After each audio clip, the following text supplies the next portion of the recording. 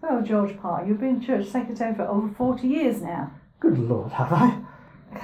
Appears so, yes. Well, that's amazing. You must have seen a lot of changes in that time. Well, change, yes, but not always for the better. I look back to the good old days. Yeah, and what were they like? The days when the church secretary and the notices were really the pivotal part of the church service. They took the place that they should have in church life. Oh, I mean alongside the word and worship and prayer? No. Alongside the green cups and saucers and the organist and the coffee rota. Oh, yes. The things that define a proper church. Ah, yes. What do you think of the way notices are done today? Well, it's all technology, isn't it?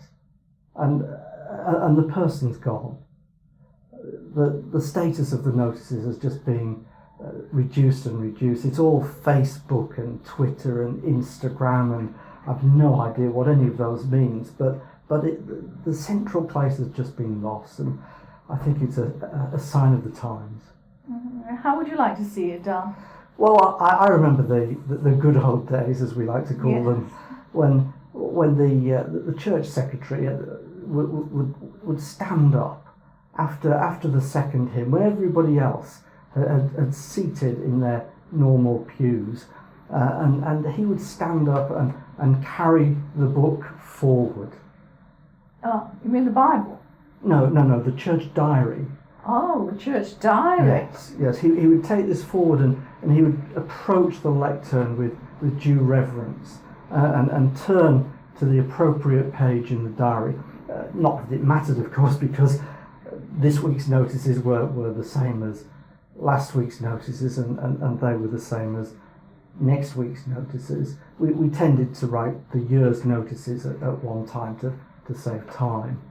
I see. Yeah. It gave people a sense of comfort.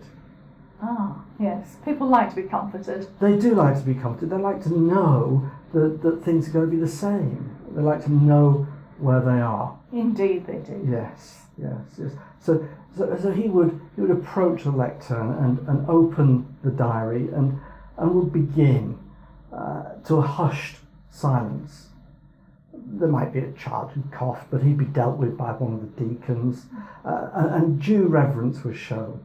And he would say, for example, these are the intimations for the week commencing the 12th of July, the year of our Lord 2015.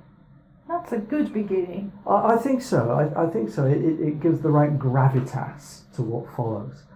And then he'd say, this Sunday, the 12th of July, is our monthly feast service. And an opportunity, in fact the final opportunity, for parents of children or anybody else who's interested in children to sign up those children to the Wild West themed holiday club that's running during the summer. And then, of course, following the feast, we have our annual church picnic at the Haverings. The Go Guides kindly let us use their property at Lancing Road.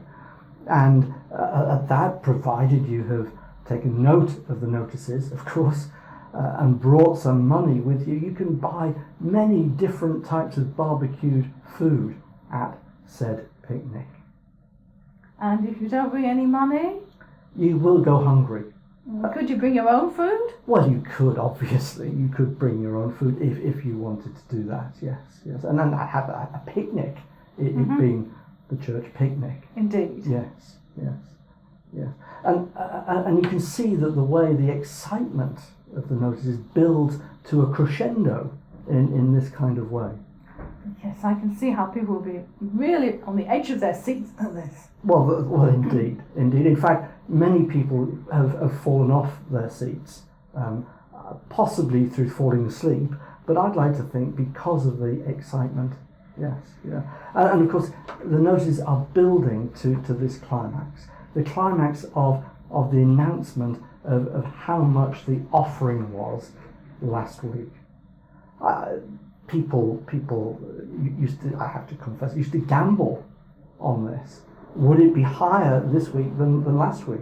Would it be a round number of pounds, or as often the case, because one of these children I mentioned earlier might have thrown in a few random coins and it comes out an odd number of pence? And people would sort of pay a offering bingo, and it adds to the sense of community. I can see that, yes. Yeah, it was good. But of course, before we get to that climax, we need to mention that on Wednesday, the 15th of July, we have our gathering when people across the life of the church come together in order to pray and to hear news of vision and the future, and to talk about the meaning of covenant this week. Good. Yeah. But then of course, we get to the climax. And may I just say that last week, the offering amounted to... Excuse me, but we don't do the offering announcement anymore. Oh, that's very sad. Change.